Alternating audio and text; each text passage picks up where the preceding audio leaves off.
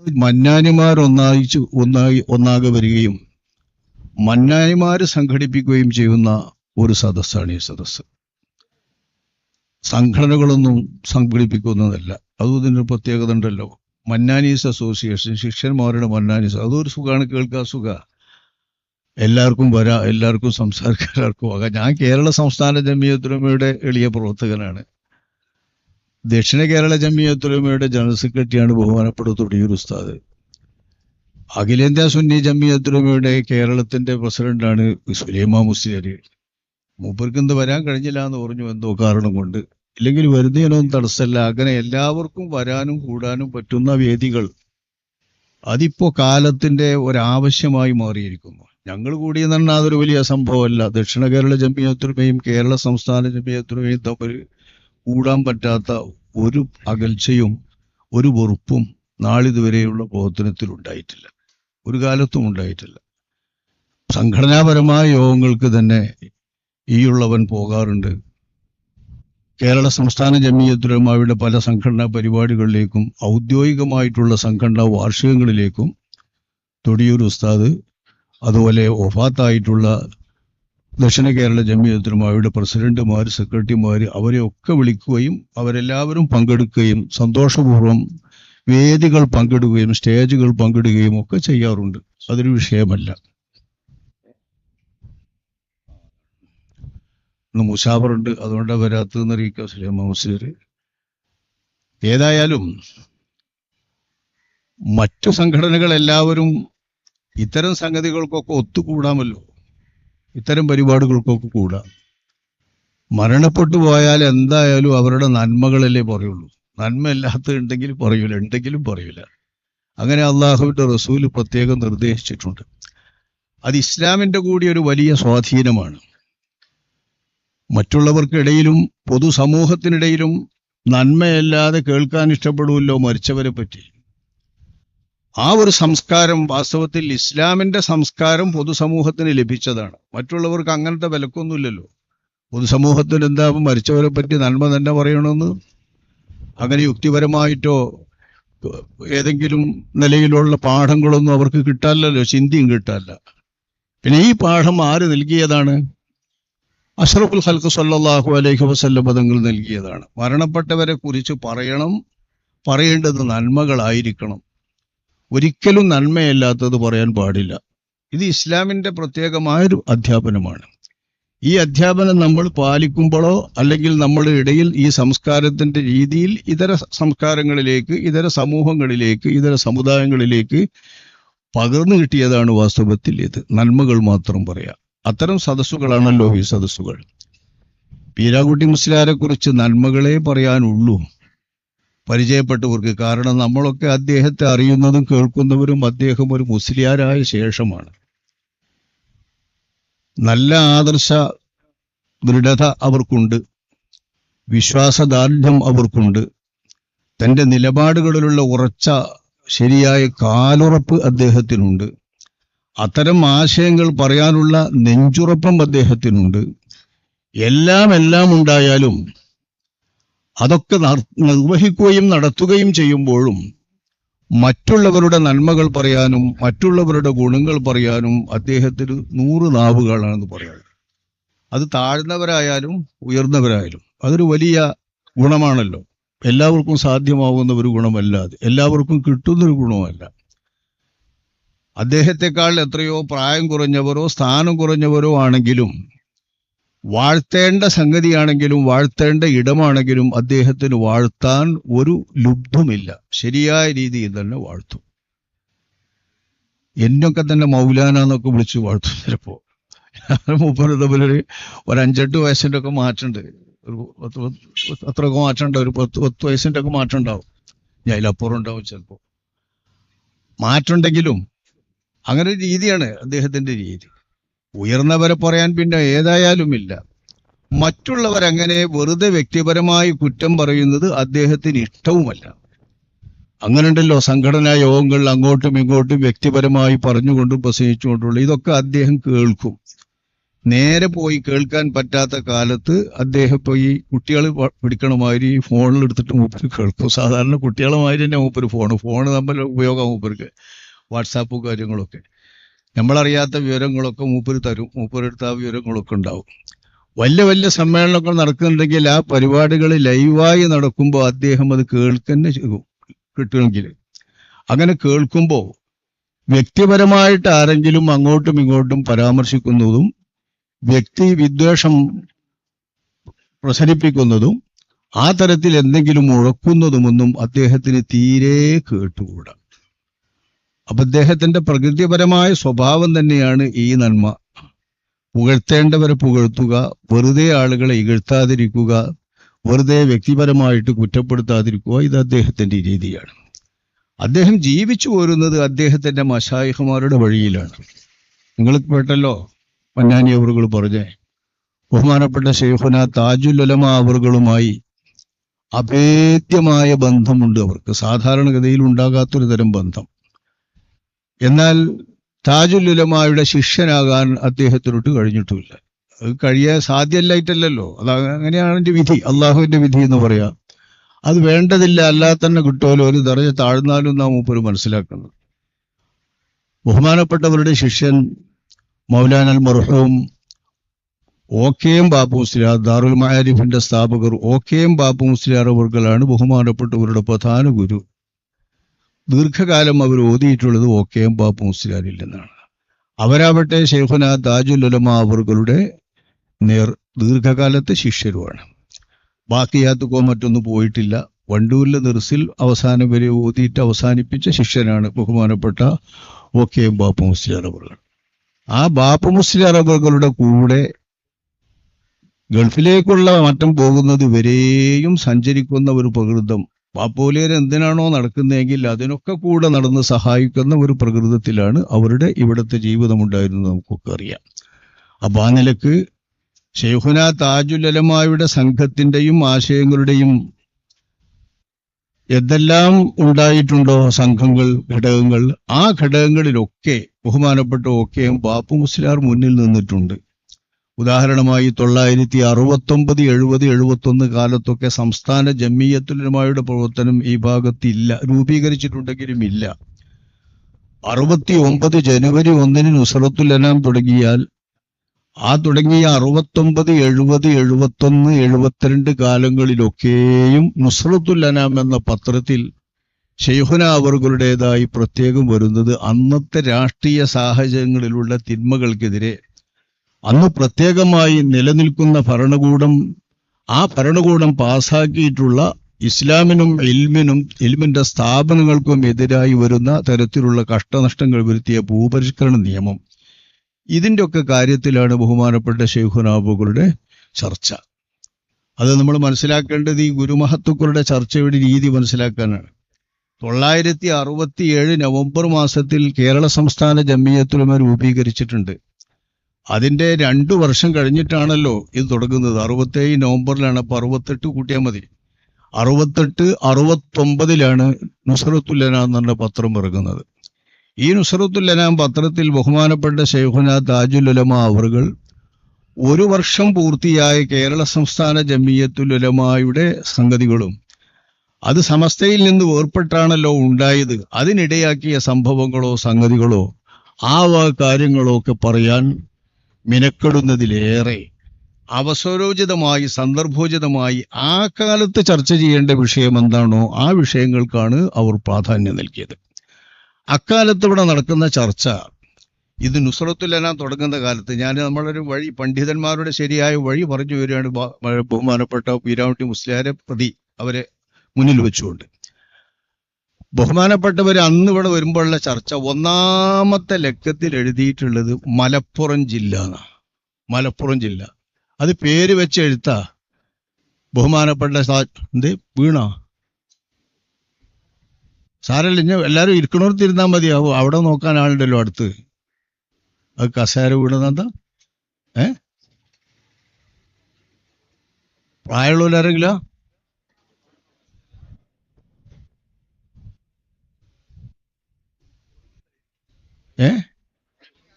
ഉറങ്ങി വീണതാ. ശരി, സാറേ ഒന്നും പറ്റിയിട്ടില്ലല്ലോ? ഇല്ല, ഒന്നും സംഭവിച്ചിട്ടില്ല. ഒന്നും സംഭവിച്ചില്ല, പ്രശ്നമൊന്നുമില്ലല്ലോ. ഏ ഏ ശരി, എന്തോ കൊടുത്തു. സാറല്ല, കൊടുക്കുന്നുണ്ട്. അത് ഷുഗർ കുറഞ്ഞിട്ടുള്ള എന്തോ ഒരു പ്രശ്നമാണ്. അള്ളാഹു താല ശിഫയാക്കുമാറാവട്ടെ, പ്രയാസമില്ലാതെ അള്ളാഹു താല ഒക്കെ തീർക്കുമാറാവട്ടെ. നമ്മുടെ സദസ്സിനും അലോസരം ഉണ്ടാകാൻ പാടില്ല, നമ്മുടെ പരിപാടി മുടങ്ങാൻ പാടില്ല. അപ്പൊ അന്നത്തെ ഇവിടുത്തെ ചർച്ച പ്രഥമ ലക്കത്തിൽ തന്നെ സ്വന്തം പേര് വെച്ചുകൊണ്ട് കേരളത്തിലെ ഒരു പ്രധാന ആലിം, അന്നത്തെ ആലിം എന്ന് പറഞ്ഞാൽ ആർക്കും പറയണ്ടല്ലോ, അന്നത്തെ ആലിമീങ്ങളുടെ കൂട്ടത്തിൽ കേരളത്തിലെ ഉലമായിൽ മുടിചൂടാ മന്നനും ഒന്നാമനും ബഹുമാനപ്പെട്ടവർ തന്നെയാണ്. 69 ബഹുമാനപ്പെട്ട അല്ലാമ കുത്തുബി ഓറൊന്നുമില്ലല്ലോ. അപ്പൊ ബാക്കിയുള്ളവരുടെ ഉലമാക്കളുടെ കൂട്ടത്തിൽ എങ്ങനെയും ബഹുമാനപ്പെട്ട താജുൽ ഉലമ അവറുകൾ തന്നെയാണ് കേരളത്തിലെ ഒന്നാമൻ. അവരുടെ പേര് വെച്ചിട്ടുള്ള ലേഖനം മലപ്പുറം ജില്ല എന്നാണ്. അത് 1, 2, 3, 4 ലക്കങ്ങളിൽ മലപ്പുറം ജില്ല എന്നതാണ് ബഹുമാനപ്പെട്ട് എഴുതുന്ന ലേഖന വിഷയം. എന്താണ് മലപ്പുറം ജില്ല എന്ന് എഴുതാൻ? ഈ മലപ്പുറം ജില്ല രൂപീകരിക്കുന്നത് സംബന്ധിച്ചുള്ള ചർച്ചകളാണെന്ന് നടക്കുന്നത്. 967 സഖാവ് EMS നമ്പൂതിരിപ്പാടിന്റെ നേതൃത്വത്തിലുള്ള കേരള മന്ത്രിസഭ, മുസ്ലിം ലീഗ് പ്രഥമമായി മന്ത്രിസ്ഥാനം വഹിച്ചിട്ടുള്ള മന്ത്രിസഭ, തൊപ്പിയിട്ടുകൊണ്ട് മന്ത്രിമാരാകാൻ മുസ്ലിം ലീഗിന് ആദ്യമായി അവസരം ലഭിച്ച മന്ത്രിസഭ. മക്കളെ, അതിന്റെ മുമ്പ് കേരളത്തിൽ ഒരു സ്പീക്കർ സ്ഥാനം മുസ്ലിം ലീഗിന് കിട്ടിയിട്ടുണ്ട്. ആ സ്പീക്കർ സ്ഥാനം കൊടുക്കുന്ന കാലത്ത് KM സീതി സാഹിബിനെയാണ് സ്പീക്കറായിട്ട് മുസ്ലിം ലീഗ് നാമനിർദ്ദേശം ചെയ്തത്. ആ സ്പീക്കർക്ക് തൊപ്പി ധരിക്കാൻ പാടില്ല, തൊപ്പി ഇടാതിരിക്കും, എന്നാലേ സ്പീക്കർ സ്ഥാനം കൊടുക്കുള്ളൂ എന്നാണ് കോൺഗ്രസിന്റെ വാശി എന്നുണ്ടായത്. അത് സ്വീകരിക്കേണ്ടി വന്നു. മൂപ്പർക്ക് ഇഷ്ടമുണ്ടായിട്ടൊന്നുമല്ല, ആ പ്രസ്ഥാനത്തിന്റെ ലീഗിന്റെ പ്രസ്ഥാനത്തിന്റെ ഒരു ആവശ്യമായിരിക്കും. ഏതായാലും അങ്ങനെ വന്നു. അതാണ് അതിന്റെ മുമ്പത്തെ അനുഭവം. ആ അനുഭവം കഴിഞ്ഞ് കമ്മ്യൂണിസ്റ്റ് മന്ത്രിസഭയിൽ കൂട്ടിച്ചേർന്ന് മുസ്ലിം ലീഗ് വന്ന ആ സമയത്താണ് 2 തൊപ്പിയിട്ട മന്ത്രിമാർ മുസ്ലിം ലീഗിന്. അത് മർഹൂം CH മുഹമ്മദ് കോയ, മർഹൂം അഹമ്മദ് കുരിക്കൾ, ബാപ്പു കുരിക്കൾ എന്ന് നമ്മൾ പറയണം, മഞ്ചേരത്ത് കുരിക്കൾ. ഈ 2 പേരും തൊപ്പിയിട്ട ആൾക്കാരാ. അവർ സ്ഥിരമായി തൊപ്പിടുന്നവരുമാണ്, നിസ്കരിക്കുമ്പോൾ ഒക്കെ തൊപ്പിടുന്നവരിനാണ്. ഈ 2 പേരും നോക്കുന്ന ആ മന്ത്രിസഭയുടെ കാലത്താണ് മലപ്പുറം ജില്ല രൂപീകരിക്കുന്നത് സംബന്ധിച്ചുള്ള വിവാദം നടക്കുന്നത്. ഇപ്പൊ ഈ സന്ദർഭത്തിൽ അതിനൊരു 2ാം സ്ഥാനമുണ്ട്. കാരണം മലപ്പുറം ജില്ലയെ വിഭജിക്കണം എന്നുള്ളൊരു ആവശ്യം കേരളത്തിലെ മുസ്ലിം സംഘടനകളൊക്കെ ഉയർത്തിക്കൊണ്ടിരിക്കുന്ന ഒരു സമയമാണ് ഇപ്പോൾ. അത് മന്ത്രിസഭ ആലോചിക്കാൻ വേണ്ടിയിട്ടും പ്രത്യേക ആലോചിക്കാൻ സമിതി നിശ്ചയിക്കാന്നൊക്കെ തീരുമാനിച്ചിരിക്കുന്ന ഒരു സന്ദർഭമാണ് ഇപ്പോൾ. അതുകൊണ്ട് പ്രത്യേകം അത് പറയണം. ഇപ്പോഴത്തെ മാതിരിയല്ല, ഇപ്പൊ നഗ്നമായിട്ട് എതിർക്കാൻ ആരുമില്ല.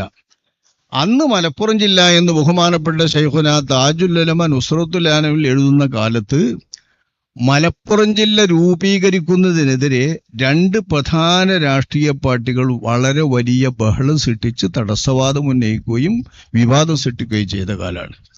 ഒന്ന് ജനസംഘം, നമുക്കറിയാലോ, ഇന്നത്തെ BJPന്റെ മാതൃസംഘം ജനസംഘം. മറ്റേത് വലിയ ഇന്ത്യ ഭരിക്കുന്ന കോൺഗ്രസിന്റെ കേന്ദ്ര പാർട്ടിയല്ല, കോൺഗ്രസിന്റെ ഈ കേരളത്തിലെ ഘടകം, കേളപ്പജിന്റെ നേതൃത്വത്തിൽ, കേളപ്പറ്റൊക്കെ നേതൃത്വത്തിലുള്ള ഒരു വലിയ സമരമാണെന്ന് മലപ്പുറം ജില്ലക്കെതിരെ നടക്കുന്നത്. ഉന്നയിക്കുന്നതൊക്കെ രാഷ്ട്രീയപരമായിട്ടുള്ള പ്രശ്നങ്ങൾ, അതുപോലെ മറ്റു പല പ്രശ്നങ്ങളാണ് ഉന്നയിക്കുന്നത്. സാമുദായിക പ്രശ്നങ്ങൾ ഏതായാലും വരുമല്ലോ മലപ്പുറം ജില്ല എന്ന് പറഞ്ഞാൽ. ഇപ്പൊ രാഷ്ട്രീയ പ്രശ്നങ്ങൾ ഉന്നയിക്കുമ്പോൾ ആ പ്രശ്നത്തെ ശരിയായി നേരിടാൻ അവഗാഹമുള്ള, ചിന്താശേഷിയുള്ള, അറിവുള്ള, പരിചയസമ്പത്തുള്ള ആളുകൾ തന്നെ വേണം.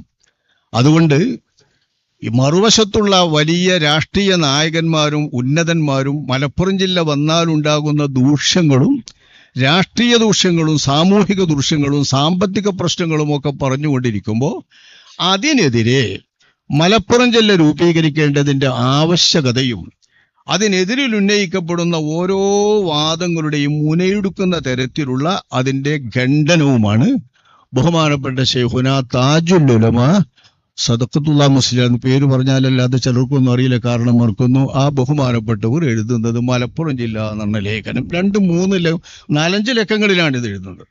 അതാണ് തുടക്കം. ആ തുടക്കമായപ്പോഴേക്ക് 3ാമത്തെ ലക്കത്തിലെത്തുമ്പോൾ മലപ്പുറം ജില്ലക്ക് സ്വാഗതം എന്നാണ് ബഹുമാനപ്പെട്ട് എഴുതുന്നത്. മലപ്പുറം ജില്ലക്ക് സ്വാഗതം എന്ന്. കാരണം അപ്പോഴേക്ക് മലപ്പുറം ജില്ല പ്രഖ്യാപിക്കപ്പെട്ടു, തീരുമാനിക്കപ്പെട്ടു. അതാണ് നുസ്രത്തിന്റെ ആദ്യ വർഷങ്ങളിലെ എഴുത്ത്.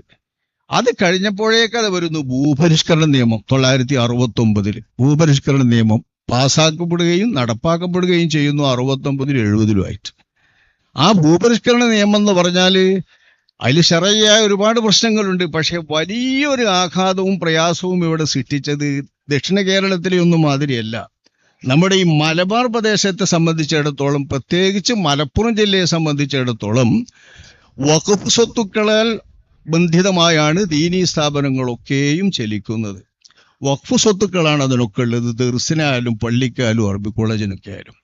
പട്ടിക്കാട് ജാമിയ നൂരിയയുടെയും വണ്ടൂര് ജുമാഅത്ത് പള്ളിയുടെയും ജാമിയ വഹബിയയുടെയും ഒക്കെ, അപ്പോൾ ജാമിയ വഹബി ഉണ്ടായിട്ടുണ്ട് അപ്പോഴേക്ക് 69 66 മുതൽക്ക്. ഇപ്പോൾ വഖഫ് യഥാർത്ഥ ദർസിന്റെ സ്വത്തുകളൊക്കെ ജാമിയ വഹബിയുടെ സ്വത്തായി മാറിയിട്ട് ആ കോളേജുകളടക്കം നമ്മുടെ നാട്ടിലെ പ്രദേശങ്ങളിലുള്ള എല്ലാ പള്ളികളുടെയും മദ്രസകളുടെയും വഖഫ് സ്വത്തുക്കള് കുടിയാന്മാര് ആൾക്കാർ വാങ്ങിങ്ങാണ്ട് പാട്ടത്തിന് നടത്തുന്നവരല്ലേ, ആ ആൾക്കാർക്ക് എഴുതി കൊടുക്കുന്ന കൂട്ടത്തില് ഇതൊക്കെ എഴുതി കൊടുക്കാനുള്ള വഖഫ് സ്വത്തുക്കൾ അതിന് ഒഴിവാക്കിയില്ല.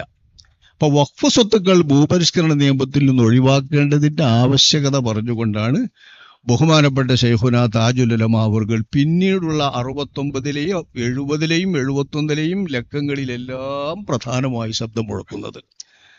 എഴുത്തുകളൊക്കെ അതാ. അക്കാലത്ത് ശൈഖുന അവർകൾ നേരിട്ട് ബഹുമാനപ്പെട്ടവരുടെ ഉപദേശപ്രകാരം കേൾക്കുന്നവർ കൂട്ടി ഒരു രാഷ്ട്രീയ പ്രസ്ഥാനം തന്നെ ഉണ്ടാക്കി, വഖഫ് രക്ഷാസംഘം. രാഷ്ട്രീയമായി പ്രവർത്തിക്കാൻ എന്നുള്ള ആൾക്കാർ ഞാൻ പറയുന്നത്, തെരഞ്ഞെടുപ്പിൽ മത്സരിക്കാൻ മാത്രമല്ല. കേരള വഖഫ് രക്ഷാസംഘം. ഈ വഖഫ് രക്ഷാസംഘം എന്ന സംഘത്തിന്റെ മുന്നണി പോരാളിയായി ഇറങ്ങിയത് ബഹുമാനപ്പെട്ട നമ്മളിപ്പോ സംസാരിക്കുന്ന കൊളപ്പുറം ഉസ്താദ്, നിങ്ങൾ കുറെ ആളുകൾ അറിയുന്ന ബീരാൻകുട്ടി ഉസ്താദ് അവറുകളെ, ബീരാൻകുട്ടി മൊയ്ലിയുടെ ഉസ്താദ് OKM ബാപ്പു മുസ്ലിയാർ അവറുകളാണ് പ്രധാനമായിട്ടും ഇറങ്ങിയത്. മണ്ണാർമല സമദ് മൗലവി അവറുകളാണ് പിന്നൊന്നിറങ്ങിയത്. പിന്നെ രാഷ്ട്രീയ രംഗത്തുള്ള അഡ്വക്കേറ്റുമാരും മറ്റൊക്കെ ആയിട്ടുള്ള കുറച്ച് ആളുകളൊക്കെ അതിലുണ്ട്. കേരള വഖഫ് രക്ഷാസംഘം. ആ വഖഫ് രക്ഷാസംഘത്തിന്റെ കീഴിലുള്ള പ്രവർത്തനത്തിന് വേണ്ടി ബഹുമാനപ്പെട്ട OKM ബാബു മുസ്ലിയാർ നടക്കുമ്പോൾ തന്റെ വലങ്കയ്യായി കൂടെ നിൽക്കുന്നതും നടക്കുന്നതും യോഗങ്ങളിൽ പ്രസംഗിക്കുന്നതും എല്ലാം നമ്മളിപ്പോൾ അനുസ്മരിക്കുന്ന ബഹുമാനപ്പെട്ട ബീരാൻകുട്ടി മുസ്ലിയാർ അവർകളാണ്. വഖഫ് സ്വത്തുക്കൾ സംരക്ഷിക്കുന്നതിന് വേണ്ടിയാണിത്. വഖഫ് രക്ഷാസംഘത്തിനുള്ളത് വഖഫ് സ്വത്തുക്കൾ സംരക്ഷിക്കാൻ. വാസ്തവത്തിൽ അന്നത്തെ മന്ത്രിസഭയിൽ പങ്കാളികളായിട്ടുള്ള മുസ്ലിം ലീഗ് അടക്കമുള്ള മന്ത്രിസഭയാണ് ഇതാകുന്നത്. അതുകൊണ്ട് തന്നെ സ്വാഭാവികമായും സമുദായ പാർട്ടിയെയും സമുദായ സംഘടന എന്നുള്ളവർക്കും എതിർക്കേണ്ടി വരുമ്പോൾ നല്ലോണം പറയേണ്ടി വരുമല്ലോ. സ്വന്തത്തെ പറയുമ്പോൾ ബഹുമാനപ്പെട്ടവരെ സംബന്ധിച്ചിടത്തോളം ആ കാലത്ത് അങ്ങനെ പറയേണ്ടി വന്നൊരു പ്രശ്നമുണ്ട്. മൂപ്പരുടെ ലീഗ് വിരോധിയാണ് എന്ന് പൊതുവായിട്ട് ആളുകളുടെ ഇടയിൽ പ്രത്യേകം ശൈഖുന താജുൽ ഉലമയെ കുറിച്ച് ചാർത്താനും പറയാനും ഒക്കെ ഇടയാക്കിയത് ഈ സംഭവങ്ങളാണ്. മറ്റു പ്രധാനപ്പെട്ട സംഭവങ്ങളൊന്നും രാഷ്ട്രീയ വിഷയത്തിലൊന്നും മൂപ്പർ അങ്ങനെ കാര്യമായിട്ട് ഇടപെടല്ല. നല്ല വീക്ഷണമുണ്ട്, നല്ല ബോധമുണ്ട്. ഞാൻ പറയട്ടെ, ആ കാലം തൊട്ട് ബഹുമാനപ്പെട്ട മൗലാന മർഹൂം OKM ബാബു മുസ്ലിയാരോട് കൂടെ അദ്ദേഹം എന്തിനെല്ലാം ഉണ്ടോ അതിനെല്ലാം മുന്നിൽ നിന്നുകൊണ്ട് വലങ്കയ്യായി നിന്ന് പ്രവർത്തിക്കുന്നവരാണ് നമ്മളിപ്പോൾ അനുസ്മരിക്കുന്ന ബഹുമാനപ്പെട്ട ബീരാൻകുട്ടി മുസ്ലിയാർ. അന്നൊക്കെ ബഹുമാനപ്പെട്ടവർ വണ്ടൂരിൽ എപ്പോഴും ഉണ്ട്, എപ്പോഴും കൂടാനുണ്ട്. ബഹുമാനപ്പെട്ടവരുടെ നേതൃത്വത്തിൽ 974 വന്നപ്പോൾ OKM ബാബു മുസ്ലിയാരാണ് ഇവിടെ കൊളപ്പുറത്ത്. ഈ കൊളപ്പുറത്ത് കേരള സംസ്ഥാന ജമിയത്തുൽ ഉലമായുടെ പ്രഥമമായി ഒരു സമ്മേളനം, ഇടക്കിടക്കുള്ള പ്രചരണ സമ്മേളനങ്ങളുണ്ടെങ്കിലും പ്രഥമമായി സ്റ്റേറ്റ് അടിസ്ഥാനത്തിൽ കേരള സംസ്ഥാന ജമിയത്തുൽ ഉലമ നടത്തുന്ന ഒരു സമ്മേളനം 974 നടന്നത് ഇവിടെ കൊളപ്പുറത്താണ്. ഈ കൊളപ്പുറത്തെ സമ്മേളനം ബഹുമാനപ്പെട്ടവർ നടത്തുന്നത്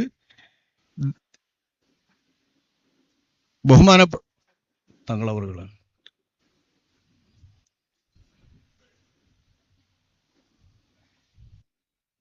ബഹുമാനപ്പെട്ടവർ കൊളപ്പുറത്തെ സമ്മേളനം നടത്തുന്നത് അന്നത്തെ നൂറിഷാ ത്വരീഖത്ത് സംബന്ധമായിട്ടുള്ള വിഷയത്തിലാണ്. നൂറിഷാ ത്വരീഖത്ത് അങ്ങനെ ഒരു ത്വരീഖത്തിനെ എതിർക്കുകയും അതിലുള്ള ഒരുപാട് ആക്ഷേപങ്ങൾ പറയുകയും കുഫ്രിയത്തും രിദ്ദത്തുമൊക്കെ അതിൽ ആശയം പഠിപ്പിക്കുന്നുണ്ട് എന്നുള്ള നിലയിൽ തന്നെ ഇവിടെ പ്രസംഗങ്ങൾ ജോറായിട്ട് നടത്തിക്കൊണ്ടിരിക്കുകയും ചെയ്യാണ് ബഹുമാനപ്പെട്ട മർഹൂം EK അബൂബക്കർ മുസ്ലിയാർ അവരുടെ ഒക്കെ നേതൃത്വത്തിൽ. ആ കാലത്ത് പള്ളികളിൽ നിന്ന് ഒഴിവാക്കിയിട്ടും ദർസിൽ നിന്ന് ഒഴിവാക്കിയിട്ടും ഒക്കെ നൂറിഷാ ത്വരീഖത്തുകാർക്കെതിരെ വലിയ കോലാഹലം ഉണ്ടാക്കിയ ദിക്റുകളും ബിരുദുകളൊക്കെ മുടക്കുന്ന ഒരു രീതിയിലെത്തിയപ്പോൾ രണ്ട് വിഭാഗത്തെയും ഇരുത്തി ചർച്ച ചെയ്തുകൊണ്ടുള്ള ഒരു തീരുമാനമെടുക്കുന്നതിന് വേണ്ടി ചർച്ച ചെയ്യാതെ ഏകപക്ഷീയമായി തീരുമാനമെടുക്കാതെ ഒരു സിമ്പോസിയമാണ് കുളപ്പുറത്ത് അന്ന് നടത്തിയത്. 2 ദിവസം 1974 2 ദിവസമാണ് ആ സമ്മേളനം നടക്കുന്നത്. ഒരു ദിവസം ഫുള്ളായിട്ട് ചർച്ചയും സിമ്പോസിയവുമാണ് പകലിൽ, എതിർപക്ഷത്തെയും ന്യായപക്ഷത്തെയും ആക്കിയിട്ട്. പിറ്റേന്ന് രാത്രിയിൽ അന്നത്തെ തീരുമാനം പ്രഖ്യാപിക്കുകയുമാണ്. തീരുമാനത്തിലുള്ളത് പല വലാലത്തുകളും നൂരിഷാ ത്വരീഖത്തുകളിൽ പഠിപ്പിക്കുന്ന പാഠ്യങ്ങളിലുമുണ്ട്. അതൊഴിവാക്കാത്തടത്തോളം കാലം അത്തരം ത്വരീഖത്തുമായി ആരും ബന്ധപ്പെടരുത് എന്നാണ് ബഹുമാനപ്പെട്ട കേരള സംസ്ഥാന ജമിയത്തുൽ ഉലമ അന്ന് പാസാക്കിയ പ്രമേയം. ആ സമ്മേളനത്തിന് ഏറ്റവും സജീവമായി മുൻപന്തിയിലുള്ള ബഹുമാനപ്പെട്ട OKM ബാപ്പു മുസ്ലിയാറുകളുടെ കൂടെ യുവ നേതാവായി, നല്ല യുവാവായി, ഉഷാറായി, ഊർജ്ജസ്വരനായി ബഹുമാനപ്പെട്ട ബീരാൻകുട്ടി മുസ്ലിയാറുകൾ പ്രവർത്തിച്ചു. അവിടെ നിന്ന് ഇങ്ങോട്ടുള്ള എല്ലാ സംഘടനാ പ്രവർത്തനങ്ങളിലും അവരുണ്ട്. കേരള സംസ്ഥാന ജമിയത്തുൽ ഉലമയുടെ മുശാവറയിലേക്ക് വരാൻ ബഹുമാനപ്പെട്ട ഒരു വൈകി, കാരണം അതിൻ്റെ ഇടയിൽ ഒന്ന് ഗൾഫിൽ പോയല്ലോ, കുറെ കാലം ഗൾഫിലും മറ്റൊക്കെയായി. അതിൻ്റെ ശേഷം വന്ന ശേഷമാണ് ജമിയത്തുൽ ഉലമയുടെ മുശാവറയിലെത്തുന്നത്. ആ മുശാവറ അംഗമായിക്കൊണ്ട് തന്നെയാണ് അവർ ഇത്രയും കാലം ജീവിച്ചതും വഫാത്ത് വരെ ജീവിച്ചതും. അവർ ഇവിടെ വന്നേടം മുതൽക്കുള്ള എല്ലാ ശൈഖുന അവர்களுടെ ആണ്ടനുസ്മരണങ്ങളിലും ശൈഖുനായ അനുസ്മരിച്ചുകൊണ്ട് താജുൽ ഉലമയുടെ ആണ്ടനുസ്മരണങ്ങളിൽ ഷഅബാനിൽ വണ്ടൂരിൽ നടക്കുന്ന പരിപാടികളിൽ ബഹുമാനപ്പെട്ട ബീരാൻകുട്ടി മുസ്ലിയാർ ആദ്യന്തം പങ്കെടുക്കുകയും ഉജ്ജ്വലമായി എല്ലാവരിൽ നിന്നും വേറിട്ട ഒരു സവിശേഷ പ്രസംഗം തന്നെ അവിടെ നടത്തുകയും ചെയ്യും ബഹുമാനപ്പെട്ടവർ എല്ലാ കാലത്തും. അങ്ങനെ നല്ല കാലുറപ്പുള്ള ഉഷാറിൽ തന്നെയാണ് ബഹുമാനപ്പെട്ടവർ സംഘടനാ പ്രവർത്തനം നടത്തിയതും ആദർശ പ്രവർത്തനം നടത്തിയതും എല്ലാം. പക്ഷേ അങ്ങനെ എല്ലാം ഉണ്ടെങ്കിലും ആ സുഹൃത്ത് വലയത്തിൽ എല്ലാവരുമുണ്ട്. ഇതൊരു കുഴപ്പത്തിനൊരിക്കലും ഇടയാകരുത് സംഘടനാ പ്രവർത്തനം എന്നതിൽ ബഹുമാനപ്പെട്ടവർക്ക് നല്ല നിഷ്കർഷയുണ്ട്. അതുകൊണ്ട് തന്നെ അദ്ദേഹം അത് വളരെയധികം നല്ലോണം ശ്രദ്ധിക്കും, ഫസാദ് ഇതിന്റെ പേരിലില്ലാതിരിക്കാൻ. ബഹുമാനപ്പെട്ട വിശുദ്ധ ഖുർആൻ പറഞ്ഞല്ലോ, നമ്മൾ ആ ഓതിയത് അതാണ്, തിൽക്കദ്ദാറുൽ ആഖിറത്തു നജഅലുഹാ ലില്ലദീന ലാ യുരീദൂന ഉലുവൻ ഫിൽ അർളി വലാ ഫസാദ വൽ ആഖിബത്തു ലിൽ മുത്തഖീൻ. ആ മഹത്തായ പരലോകം എന്ന് പറയുന്ന ലോകം അല്ലാഹു തആല ഒരുക്കി വെച്ചിരിക്കുന്നത്. പരലോകം, ഈ ലോകത്തിന്റെ നേരെ വിപരീതമായൊരു ലോകം, അങ്ങനെ മനസ്സിലാക്കുക പരലോകത്തെ. ഇവിടെ എന്താണോ ന്യൂനത, ഈ ന്യൂനതകളൊന്നും ഇല്ലാത്ത ലോകം. ഇവിടെ ഒന്നിനും യാഥാർത്ഥ്യമില്ല, ഇവിടെ ഉള്ളതിനൊന്നും യാഥാർത്ഥ്യവുമില്ല, ഇവിടെ ഉള്ളതൊന്നും ഉള്ളതല്ല. എല്ലാം ഉള്ളവനായ അല്ലാഹു തആലാന്റെ നിഴലും അവന്റെ പ്രവർത്തനത്തിന്റെ അസ്റുകളും അതിന്റെ പ്രവർത്തനത്തിന്റെ പാടുകളും അതിന്റെ ഫലങ്ങളും മാത്രമാണ് ഇവിടെ ഉള്ളത്. ഹക്കായ അല്ലാഹു തആലാക്കല്ലാതെ ഇവിടെ ഉണ്മയില്ല. ബാക്കിയെല്ലാം ഉണ്മയില്ലാത്ത, ഉണ്മയുടെ നിഴലായി ഉണ്മയെ പ്രതിഫലിപ്പിക്കുന്ന പ്രതിഫലനങ്ങളായി മാത്രമുള്ളവയാണ് ബാക്കിയെല്ലാം. ഇപ്പൊ ഹഖീഖത്തില്ല ഇവിടെ ഒന്നിനും, എല്ലാം നശ്വരമാണ്. നശിക്കാത്ത ഒരു തുരുമ്പും ഇവിടെ ഉണ്ടാകില്ല. കുല്ലുമൻ അലൈഹാ ഫാൻ. എന്നാൽ നാശം ലവലേശമില്ലാത്ത, എല്ലാറ്റിനും യാഥാർത്ഥ്യമുള്ള, എല്ലാറ്റിൻ്റെയും യാഥാർത്ഥ്യം യഥാവിധം എന്താണോ അത് തന്നെ യാഥാർത്ഥ്യമായിട്ടുള്ള ലോകമാണ് പരലോകം. ജീവിതത്തിന്റെ ഒക്കെ അവസ്ഥ തന്നെയാണ്. ഇവിടെ ഉള്ളതിലെല്ലാം മായമുണ്ട്, കലർപ്പുണ്ട്. ആ മായയും കലർപ്പൊന്നും ഇല്ലാത്തതാണ് അവിടെ. നമ്മളൊരു ആപ്പിൾ കഴിക്കുകയാണെങ്കിൽ ആപ്പിളിന്റെ ശരി രുചി നമ്മൾ അനുഭവിക്കില്ല, മരിക്കുന്നത് വരെ അനുഭവിക്കില്ല. ഈ മണ്ണിന്റെയും ഈ ഇഹലോകത്തിന്റെയും കലർപ്പ് കൂടാതെ ഒരു ആപ്പിൾ ശുദ്ധമായിട്ട് അതിന്റെ ശരിയായ അർത്ഥത്തിൽ രുചിക്കാൻ നമുക്ക് സാധിക്കില്ല. റുമ്മാന മുത്തശാബിഹം ഓയിറ മുത്തശാബിഹ്, ഖുർആൻ പരിചയപ്പെടുത്തുന്ന പേര് പറഞ്ഞ ഒരു കായാണല്ലോ ഉറുമാൻ. നമ്മൾ ഉറുമാൻ തിന്നാറുണ്ട്. പക്ഷെ ആ ഉറുമാൻ എന്ന് പറയുന്നത് വാസ്തവത്തിൽ അതിൻ്റെതായ യഥാർത്ഥ രുചിയോടുകൂടെ നമ്മളിവിടുത്തെ ഉറുമാൻ നിന്നിട്ട് ഈ ഉറുമാൻ്റെ ഇപ്പോൾ സ്വർഗത്ത് പോകണമെന്ന് ചോദിക്കും. വാസ്തവത്തിൽ ഇവിടുത്തെ ഉറുമാൻ ആൾക്കാൻ വേണ്ടി എത്ര വിധത്ത് ചിലർക്കൊക്കെ അത് ചോദിക്കും, ചിലർക്കൊന്നും ഒന്നിനും പറ്റൂല. അതിൻ്റെ ഗുണം, അതിൻ്റെ ഫലം ആലോചിച്ച് മാത്രം മനുഷ്യന്മാരത് കഴിക്കുന്നതും കുടിക്കുന്നതും ഒക്കെ. തിന്നാനൊന്നും വലിയ രുചിയൊന്നുമില്ല. ഇതാ ഖുർആൻ പറയുന്നത് ഉറുമാന ഖുർആനല്ലേ. അപ്പൊ ഇത് വായിച്ചാൽ സ്വർഗത്തിന്റെ കനികളൊക്കെ കേട്ടാൽ നമ്മൾ കരുതി ഇതിനിപ്പോ അങ്ങോട്ട് പോകണം, ഇവിടെ എമ്പാടും ഇല്ലേന്ന്. സാക്ഷാൽ അർത്ഥത്തിൽ ഉറുമാൻ കിട്ടണമെങ്കിൽ അങ്ങോട്ട് തന്നെ പോകണം. സാക്ഷാൽ അർത്ഥത്തിൽ ചക്കയും മാങ്ങയും കിട്ടണമെങ്കിൽ അങ്ങോട്ട് തന്നെ പോകണം. സാക്ഷാൽ അർത്ഥത്തിൽ അതിൻ്റെ രുചിയോടുകൂടെ സാധനം കിട്ടിയെങ്കിൽ അങ്ങോട്ട് തന്നെ പോകണം. ഓരോ പഴവും ഓരോ മരത്തിൽ നിന്ന് ഓരോ സമയത്ത് ഓരോ തവണ കഴിക്കുമ്പോഴും രുചി വൈവിധ്യങ്ങളോ താല പരലോകത്തൊരുക്കിയിട്ടുള്ള ആ പരലോകത്തിൻ്റെ മാത്രം സവിശേഷതയാണ്. നശ്വരത ഒന്നിനുമില്ല, ഒന്നും നശിക്കുന്നുമില്ല, നിൽക്കുന്നു. നമ്മൾ 33 വയസ്സുകാരായി ആണും പെണ്ണുമെല്ലാം സമപ്രായം. ഇവിടെ പെണ്ണിന് കുറഞ്ഞ പ്രായം കുറവാണെന്നുള്ള വിവാദം. അവിടെ പെണ്ണുങ്ങൾക്കും ആണുങ്ങൾക്കും ഒക്കെ ഒരു പ്രായം 33 വയസ്സ് ആണിനും പെണ്ണിനും. ഈ 33 വയസ്സുകാരായി തന്നെ കാലാകാലം നിൽക്കുക എന്ന് പറയുമ്പോൾ ഇത് ദുരൂഹമാണ്, അചിന്ത്യമാണ്, അസംഭവ്യമാണ് എന്നൊക്കെയാണ് നമ്മൾ മനസ്സിലാക്കുക. പക്ഷെ ഇതാണ് സ്വർഗം, അതാണ് പരലോകം. ആ പരലോകം അള്ളാഹു ഒരുക്കിയിരിക്കുന്നത് ലില്ലദീന ലാ യുരീദൂന ഉലുവ്വൻ ഫിൽ അർളി വലാ ഫസാദ, ഒരു തരം പൊങ്ങച്ചവും അവരുടെ പ്രവർത്തനങ്ങളിലോ ജീവിതത്തിലോ ഉദ്ദേശിക്കാത്ത, ലക്ഷ്യമാക്കാത്ത ആളുകൾക്കാണ്. വലാ ഫസാദ, ഒരു തരം ദുഷിപ്പും ഒരിക്കലും ഉദ്ദേശിക്കാത്ത ആളുകൾക്കാണ്. നാശവും ദുഷിപ്പും ഉദ്ദേശിക്കാതെ പൊങ്ങച്ചമില്ലാതെ ജീവിക്കുന്ന ആളുകൾക്കും അതവരുടെ മനസ്സിൽ പോലും വിചാരം വരാത്ത, ഒന്നിലും അവർ ലക്ഷ്യമാക്കാത്ത തരത്തിൽ ജീവിക്കുന്നവർക്കുമാണ് പരലോകം അള്ളാഹു ഒരുക്കിയിരിക്കുന്നത് എന്ന് പറയുന്നത്. നമ്മൾ മനുഷ്യരിലെ ബഹുഭൂരിപക്ഷത്തിനും പരലോകവും പരലോക സൗഖ്യവുമാണല്ലോ ആവശ്യം. നല്ല ഉയർന്ന സൂഫി വര്യന്മാർക്കൊക്കെ അതിലേറൊക്കെ അള്ളാഹ് എന്നറിയുന്നത് തന്നെയാണ് ആവശ്യം. നമ്മളെ സംബന്ധിച്ചിടത്തോളം ജീവിതത്തിന്റെ സുഖങ്ങളും റാഹത്തൊക്കെയാണ്. അത് പരലോകം എന്ന് പറയുന്ന ജീവിതമാണ്, അവിടെയാണ് ഒരുക്കിയത്. അതാണ് അള്ളാഹു ഇങ്ങനെ പറയുന്നത്, സാധാരണക്കാരായ ബഹുഭൂരിപക്ഷത്തെ ലക്ഷ്യമാക്കി പരലോകത്തെ സുഖങ്ങളെല്ലാം. ആ പരലോക സുഖങ്ങളിൽ വളരെ പ്രധാനമാണ് സൂഫി വര്യന്മാർ ലക്ഷ്യമാക്കുന്ന തിരുദർശനം, അള്ളാഹുവിന്റെ മഹത്തായ ലിഖാ. അതല്ലാഹു നൽകി നമ്മെ എല്ലാവരെയും ആനന്ദിപ്പിക്കട്ടെ. പരമാനന്ദം അല്ലാഹു തആല നമുക്ക് എല്ലാവർക്കും നൽകട്ടെ. എല്ലാ അർത്ഥത്തിലുള്ള സ്വർഗത്തിലെ നിഅമത്തുകളും മറന്നു പോകുന്ന, വിസ്മൃതമാകുന്ന മഹത്തായ തിരുദർശനം. ആ തിരുദർശനത്തിനും അള്ളാഹു വെച്ചത് സ്വർഗാണല്ലോ, വേറെ എവിടെയും കിട്ടൂല. സ്വർഗത്തിൽ വെച്ചല്ലാതെ തിരുദർശനം കിട്ടില്ല, ആർക്കും കിട്ടില്ല. മുത്തു മുസ്തഫ സല്ലല്ലാഹു അലൈഹി വസല്ലമ തങ്ങൾ മാത്രമേ അതിൽ നിന്ന് ഒഴിവുള്ളൂ. മേറാജിന്റെ രാവിലെ അള്ളാഹുവിന്റെ റസൂൽ അള്ളാഹുവിനെ കണ്ടത് മാത്രമേ അതിൽ നിന്ന് മാറി, ബാക്കിയൊന്നുമില്ല, എല്ലാം കാണുക. ദുന്യാവിലും നബി തങ്ങൾ ഒറ്റത്തവണ മാത്രമാണ് അങ്ങനെ കാണുന്നത്, മുഖത്തെ കണ്ടുകൊണ്ട് കാണുന്നത്.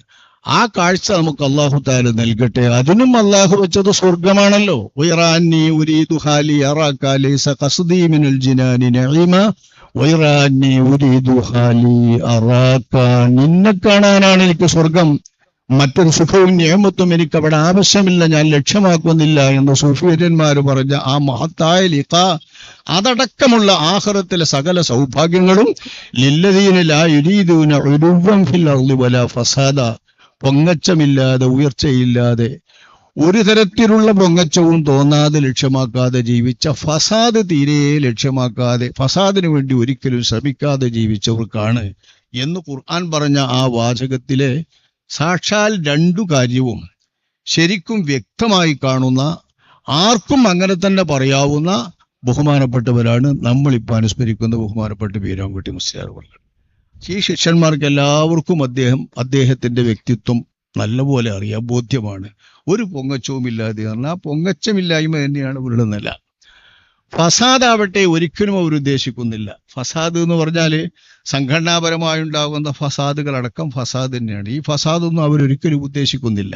ദക്ഷിണ കേരള ജംഇയ്യത്തുൽ ഉലമ പ്രവർത്തിച്ചുകൊണ്ടിരിക്കുന്ന ദക്ഷിണ മേഖലയിൽ തന്റെ ശിഷ്യന്മാരോടും ഉസ്താദുമാരും, ഞങ്ങൾ സംഘടനയൊക്കെ അങ്ങനെ തന്നെയാണ് പറഞ്ഞു കൊടുക്കുക. ബഹുമാനപ്പെട്ട വീരാൻകുട്ടി മുസ്ലിയാറിന്റെ ഭാഗമായി വിശേഷിച്ചും ദക്ഷിണ കേരളത്തിൽ സ്വാധീനമുള്ള പ്രവർത്തിക്കുന്നവരാളും ശിഷ്യന്മാരുണ്ടെന്ന ഒരാൾ നിൽക്കും. അദ്ദേഹത്തിന്റെ ശിഷ്യന്മാരോടൊക്കെ ദക്ഷിണ കേരള ജംഇയ്യത്തുൽ ഉലമാക്ക് വേണ്ടി പ്രവർത്തിക്കാനും അതിനെ സഹായിക്കാനും ഉയർത്താനും വേണ്ടിയേ അദ്ദേഹം ഉപദേശിക്കുകയുള്ളൂ. ഞങ്ങളൊക്കെയും അവിടുത്തെ ഞങ്ങളുടെ പ്രവർത്തകന്മാരോട് പ്രത്യേകം ഉണർത്താറുമുള്ളതാണ്. പ്രവർത്തകന്മാരെന്ന് പറഞ്ഞാൽ കോളേജിലൊക്കെ വന്ന്, വണ്ടൂരിലൊക്കെ വന്ന് താമസിക്കുന്നവർ, ഇവിടെ ദാറുസുന്നിലൊക്കെ വന്ന് താമസിക്കുന്നവർക്ക് സ്വാഭാവികമായും ജംഇയ്യത്തുമായി അടുക്കുമല്ലോ, സംഘടനകളുമായി മെമ്പർഷിപ്പൊക്കെ പോലെ ഇവിടെ വന്നു പോയവർ. എന്നാൽ പോലും ദക്ഷിണ കേരള ജംഇയ്യത്തുൽ ഉലമായുമായി സംഘട്ടനമാകുന്ന, പ്രയാസമാകുന്ന ഏതെങ്കിലും ഒരു തരത്തിൽ പ്രവർത്തിക്കാതിരിക്കാൻ ഞങ്ങൾ പ്രത്യേകം ഉപദേശിക്കാറുണ്ട്. അക്കാര്യത്തിൽ വിട്ടുവീഴ്ചയില്ലാതെ വളരെ സുന്ദരമായി തന്നെ ബഹുമാനപ്പെട്ട ദക്ഷിണയുടെ സെക്രട്ടറി തന്നെ ഇവിടെ സൂചിപ്പിച്ചല്ലോ, ബഹുമാനപ്പെട്ടവർ തന്നെ തുറന്നു പറഞ്ഞല്ലോ വീരാൻകുട്ടി മുസ്ലിയാർ പറയുന്നതല്ല. ആ ദക്ഷിണ കേരള ജമിയത്തുൽ ഉലമാക്ക് വേണ്ടിയാണ് ബഹുമാനപ്പെട്ടവർ അവിടെ ശബ്ദിക്കുക. അതിനു വേണ്ടിയാണ് ബഹുമാനപ്പെട്ടവർ അവിടെ കുട്ടികളോടും അദ്ദേഹത്തിന്റെ ശിഷ്യന്മാരോടും ഉപദേശിക്കുക. രഹസ്യമായും പരസ്യമായും അങ്ങനെ തന്നെ. അതിലൊരു രഹസ്യവും പരസ്യമൊന്നുമില്ല, രഹസ്യ അജണ്ടകളൊന്നും അതിലില്ല. ഇതൊക്കെ നമ്മുടെ മഹാന്മാരായ മശായിഖുമാർ നമ്മെ പഠിപ്പിച്ച രീതിയാണ്. സംഘടനകൾ എന്നൊക്കെ പറയുന്നത് ദീനിനു വേണ്ടി പ്രവർത്തിക്കാൻ, ഇൽമിനു വേണ്ടി പ്രവർത്തിക്കാൻ, അഹ്ലുസുന്നത്ത് വൽ ജമാഅത്തിന്റെ സത്യാദർശത്തിനു വേണ്ടി പ്രവർത്തിക്കാനുള്ള വേദികളാണ്. ആ വേദികളിൽ നിന്നുകൊണ്ട് പ്രവർത്തിക്കേണ്ടത് സുന്നത്ത് ജമാഅത്തിന് വേണ്ടിയാണ്, ഹക്കിന് വേണ്ടിയാണ്, പരമസത്യത്തിന് വേണ്ടിയാണ്, ആ സത്യത്തിന്റെ ആശയങ്ങൾക്ക് വേണ്ടിയാണ്. അതിനുള്ള വേദികൾ സംഘടനത്തിന്റെയോ കുഴപ്പത്തിന്റെയോ വേദിയാക്കാതിരിക്കണമെന്നതിൽ ഏറ്റവും നിഷ്കർഷ പുലർത്തുന്ന, അങ്ങനെ ഞങ്ങൾ എല്ലാവരോടും ഉപദേശിക്കുന്ന, അതിനുവേണ്ടി മുശാവറകളിലും യോഗങ്ങളിലും എല്ലാം സംസാരിക്കുമ്പോൾ പ്രത്യേകം ശ്രദ്ധിക്കുന്നവരാണ് നമ്മളിപ്പോൾ അനുസ്മരിക്കുന്ന ബീരാൻകുട്ടി മുസ്ലിയാർ അവറുകൾ. അദ്ദേഹത്തെ പോലുള്ള ആളുകളെ കൊണ്ട് അള്ളാഹു നമ്മുടെ പണ്ഡിയ നിരയിലെ വിടവുകൾ തീർക്കുകയും എല്ലാവിധ വിടവുകളും തീർത്ത് നമ്മളൊക്കെ ജീവിക്കുന്ന കാലത്ത് നാശം വരാതെ, പ്രയാസം വരാതെ കേരളത്തിലെ ഉലമാ സമൂഹം ജനങ്ങളെ ഹക്കിലേക്ക് നയിച്ചുകൊണ്ട് ജീവിക്കാനുള്ള തൗഫീഖ് അല്ലാഹു തആല നൽകട്ടെ. മഹാനർക്ക് അദ്ദേഹം ചെയ്ത ജീവിതത്തിലെ എല്ലാ നന്മകൾക്കും എല്ലാ സേവനങ്ങൾക്കും ചെറിയ ഭാഗ്യമില്ല. അദ്ദേഹം ജീവിക്കുന്ന കാലത്ത് കേരളത്തിൽ ഏറ്റവും പ്രായമുള്ള ആൾ, ഏറ്റവും അറിയപ്പെട്ട മഹാനായ ആലിമാണ് റഈസുൽ മുഹഖഖീൻ, സമസ്തയുടെ പ്രസിഡന്റായിരുന്ന ബഹുമാനപ്പെട്ട കണ്ണിയത്ത് അഹ്മദ് മുസ്ലിയാർ അവറുകൾ. ബഹുമാനപ്പെട്ട കണ്ണിയത്ത് അഹ്മദ് മുസ്ലിയാർ അവറുകൾ ബീരാൻകുട്ടി മുസ്ലിയാരെ എന്നാണ് മുമ്പ് വിളിക്കുക. ബീരാൻകുട്ടി മുസ്ലിയാരെ എല്ലാത്തിനും ബീരാൻകുട്ടി മുസ്ലിയാർ വേണം. ഉമ്മത്തൂർ സഖാഫത്തുൽ ഇസ്ലാം എന്ന അറബിക് കോളേജിൽ രണ്ടുപേരും ജോലി ചെയ്യുമ്പോൾ ഇവർ ലെക്ചറാണ്, ബഹുമാനപ്പെട്ടവർ പ്രിൻസിപ്പാളും അതിന് സദർ മുദ്രിസുമാണ്. അങ്ങനെ പ്രവർത്തിക്കുമ്പോൾ അവരുടെ കൂടെ ധാരാളം പ്രവർത്തിക്കാൻ അവസരം കിട്ടിയതാണ് അവർ. വണ്ടൂരിൽ 78 നടന്ന സുന്നി യുവജന ഫെഡറേഷന്റെ പ്രഥമ സമ്മേളനത്തിലേക്ക് ബഹുമാനപ്പെട്ട കണ്ണിയത്ത് അഹ്മദ് മുസ്ലിയാർ അവറുകളുടെ മർഹൂം റഈസുൽ മുഹഖഖീന്റെ സന്ദേശം ബീരാൻകുട്ടി മുസ്ലിയാരാണ് കൊണ്ടുവന്ന് വായിച്ചത്. ബീരാൻകുട്ടി മുസ്ലിയാരാണ് അദ്ദേഹത്തിന്റെ സന്ദേശം കൊണ്ടുവന്ന് വായിച്ചത്. ബീരാൻകുട്ടി മുസ്ലിയാരെ എന്ന് പറഞ്ഞിട്ട് എഴുതിപ്പിച്ചതൊക്കെ ബഹുമാനപ്പെട്ടവർ തന്നെ പറയാറുണ്ട്. അതൊരു വലിയ സൗഭാഗ്യമാണ്. അങ്ങനെയുള്ള ഉന്നത മഹാത്മാക്കളോടൊപ്പം പ്രവർത്തിക്കാനും അവരൊക്കെ പേരുകൊണ്ട് തന്നെ അറിയാനും കണ്ടാൽ തിരിയാനും പറ്റുന്ന തരത്തിലുള്ള ആത്മബന്ധവും മുഖപരിചയവും ഇവിടെ വെച്ചുണ്ടായത് ആഖിറത്തിൽ അവരുടെയൊക്കെ ശഫാഅത്തും അവരുടെയൊക്കെ കൈ താങ്ങും ലഭിക്കുവാൻ നിമിത്തമാകുന്ന കാരണങ്ങളാണ്. ആ താങ്ങും ആ സഹായവും എല്ലാം അദ്ദേഹം പരിചയപ്പെട്ട ഉലമാക്കന്മാരെല്ലാവരിൽ നിന്നും അദ്ദേഹത്തിന് അള്ളാഹു നൽകട്ടെ. അവരിൽ നിന്ന് നമ്മൾ എല്ലാവർക്കും അള്ളാഹു സുബ്ഹാനഹു വ തആല നൽകട്ടെ. അവരെയും നമ്മയും അള്ളാഹുവിന്റെ ജന്നത്തുൽ ഫിർദൗസിൽ മുത്തു മുസ്തഫ സ്വല്ലല്ലാഹു അലൈഹി വസല്ലം തങ്ങളോടൊപ്പം ഒരുമിച്ച് കൂട്ടട്ടെ. വൽഹംദുലില്ലാഹി റബ്ബിൽ ആലമീൻ. അസ്സലാമു അലൈക്കും വറഹ്മത്തുള്ളാഹി.